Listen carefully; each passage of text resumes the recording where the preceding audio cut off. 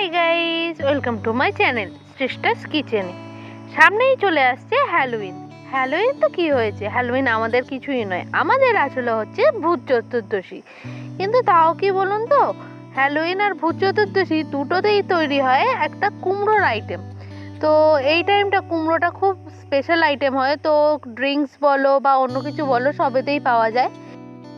সেই জন্য আমি চলে এসেছি একটা পামকিন নিয়ে, কুমড়ো নিয়ে, তার একটা রেসিপি নিয়ে। এটা কি রেসিপি সেটা বলছি, তার আগে দেখে নাও। এই যে এইভাবে কুমড়োটাকে ছাড়িয়ে সুন্দর সুন্দর করে ছোট ছোট করে টুকরো করে নিচ্ছি। এই কুমড়োটাকে আমি খুব সুন্দর করে জলে ধুয়ে নিয়ে আমি স্টিম করে নেব। কুমড়োটাকে কিন্তু সেদ্ধ করলে হবে না, কুমড়োটাকে স্টিম করতে হবে। কারণ হচ্ছে কুমড়োটা যদি আমরা সেদ্ধ করি তাহলে কিন্তু কুমড়োটা জল জলে একটা ভাব চলে আসবে। আর যদি আমি স্টিম করে নিই তাহলে কিন্তু যখন আমি এটাকে স্ম্যাশ করব কুমড়োটাকে, এই যে দেখতেই পাচ্ছ আমি স্টিম করে নিয়েছি। এবার একটা চামচের সাহায্যে কুমড়োটাকে খোসা থেকে আলাদা করে নেব। তো এরপরে যখন আমি কুমড়োটাকে স্ম্যাশ করব তখন কিন্তু খুব সুন্দর একটা টেক্সচার আসবে, কোনো জল ভাব থাকবে না, খুব সুন্দর একটা ক্রিমি ক্রিমি ভাব চলে আসবে। এই যে এইভাবে চামচে করে কুমড়োর খোসা থেকে কুমড়োটাকে আলাদা করে নিতে হবে। এটা তোমরা চামচ ছুরি যে যাতে খুশি করে করতে পারো,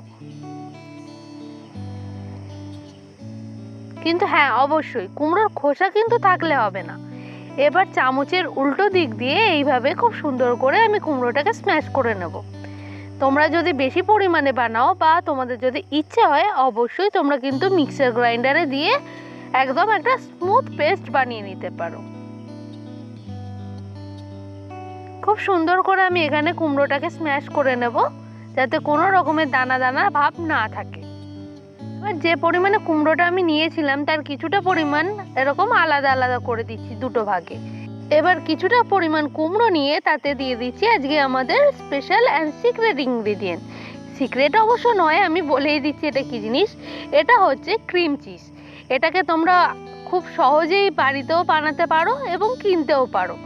তোমরা যদি এটা বাড়িতে বানাতে চাও তাহলে আমাকে বলো, আমরা অবশ্যই কিন্তু একটা রেসিপি এটা দিয়ে দেবো। আর যেহেতু আজকের রেসিপিটা একটু বড় সেই জন্য আমি এখানে ওই রেসিপিটা অ্যাড করছি না। তো এটার পর খুব সুন্দর করে নুন আর কিছুটা পরিমাণ চিনি দিয়ে দিচ্ছি, এটা অবশ্যই স্বাদ মতো দিয়ে এটাকে খুব সুন্দর করে কুমড়োর সাথে একদম একটা খুব সুন্দর টেক্সচার এনে একটা ক্রিম মতো বানিয়ে নেব। এটাই হবে আজকে আমাদের স্টাফিং। তো এখন আমি বলে রাখি আমি কি বানাচ্ছি। আমি বানাচ্ছি আজকে পামকিন ফ্লেভারের ক্রিম চিজ র্যাভিওলি। র্যাভিওলি কি জিনিস? র্যাভিওলি আলাদা করে কিছুই না, এটা হচ্ছে স্টাফ পাস্তা। পাস্তা তো আমরা নর্মালি খেয়েছি, এটা হচ্ছে হোমমেড পাস্তা যার ভেতরে এই যে ক্রিম চিজটা এটা স্টাফিং যাবে। তো তার জন্য প্রথমে কি করতে হবে, তার জন্য প্রথমে এরকম একটুখানি ময়দা নিয়ে এই যে আমাদের পাস্তা ডোটাকে রেডি করে রেখেছিলাম যেটা, সেটাকে দিয়ে খুব সুন্দর করে পাতলা করে বেলে নেব। ও হ্যাঁ, আমি কিন্তু আগেই বলে দিয়েছিলাম আগের ভিডিওতে যে পাস্তা ডো কি করে বানাতে হয়। তো যারা যারা এখনো দেখোনি তারা গিয়ে সেই ভিডিওটা দেখে এসো। এবার খুব সুন্দর করে পাতলা করে কেটে নেওয়ার পর এরকম করে সাইডের গুলো আমি বাদ দিয়ে দিচ্ছি। দিয়ে এবার এই এক একটা অংশকে মানে এক একটা যে স্ট্র্যাপ আছে সেটাকে তোমরা চাইলে 3টে 6টা মানে যে যতটা বড় করতে পারো সেরকম বড়ও করতে পারো, আর যদি চাও যে পাস্তা সাইজগুলো ছোট ছোট রাখবে তখন ছোট ছোট করতে পারো। এবার আমি ক্রিম চিজটাকে যে নিয়েছি কুমড়ো দিয়ে স্টাফিং করে একদম মিক্স করে, তো এবার এটাকে কিছুটা পরিমাণ করে যে মাঝখানে দেব, দিয়ে ওপর দিয়ে আরেকটা লেয়ারের দিয়ে খুব সুন্দর করে আঙুলের সাহায্যে হোক বা কাঁটা চামচের সাহায্যে হোক এইভাবে পাশ দিয়ে সিল করে দেবো, যাতে ভেতর থেকে যখন আমি এটাকে বয়েল করব বা রান্না করব তখন এটা যেন ক্রিম চিজটা যেন বেরিয়ে না যায়।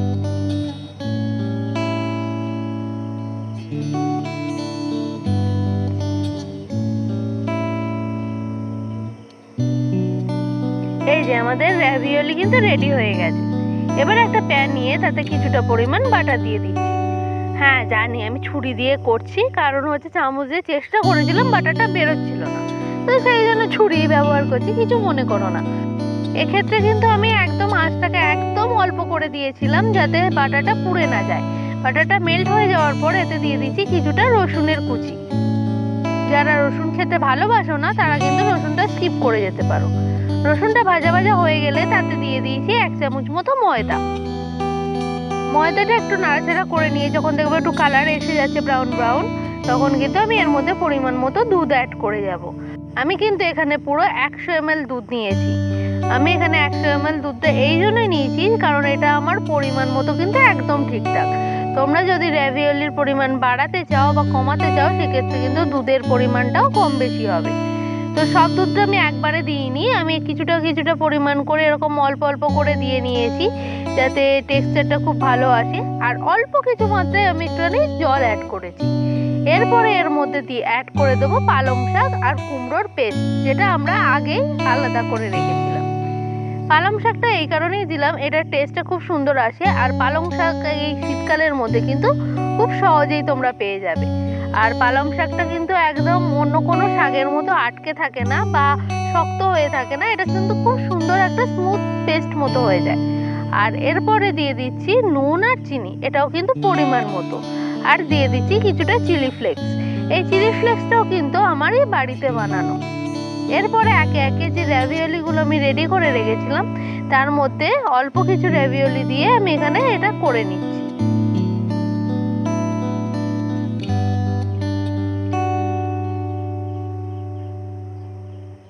আমার কিন্তু টোটালি 8 থেকে 9টা র্যাভিওলি হয়েছিল, সেখানে আমি 4টা নিয়েছি, সেখানে 1 কাপ মতো আমি দুধ নিয়েছি। এবার কিছুটা পরিমাণ এরকম খুব সুন্দর করে ফুটিয়ে নিতে হবে। ফুটিয়ে যে আমাদের ক্রিমি টেক্সচারটা আমরা আনতে চাইছি সস হিসেবে, সেটা একটু ঘন হয়ে গেলেই কিন্তু আমাদের আজকের ক্রিম চিজ র্যাভিওলিটা কিন্তু রেডি হয়ে গেছে। তোমরা চাইলে এটা খুব সহজে বাড়িতে বানিয়ে নিতে পারো। আর আমি এটাকে দেখার আর গন্ধটার জন্য ওপর দিয়ে দিচ্ছি ধনেপাতা আর কিছুটা চিলি ফ্লেক্স। এই যে দেখতেই পাচ্ছ আমাদের র্যাভিওলিটা কিন্তু রেডি হয়ে গেছে। তাহলে আর দেরি কেন, দেখে নাও আজকের ভিডিওতে কি কি ইনগ্রিডিয়েন্টস লেগেছে আর চটপট বাড়িতে বানিয়ে ফেলো। আর আমার ভিডিওটা যদি তোমাদের ভালো লেগে থাকে তাহলে অবশ্যই লাইক শেয়ার সাবস্ক্রাইব করে পাশে থাকবে। Thank you.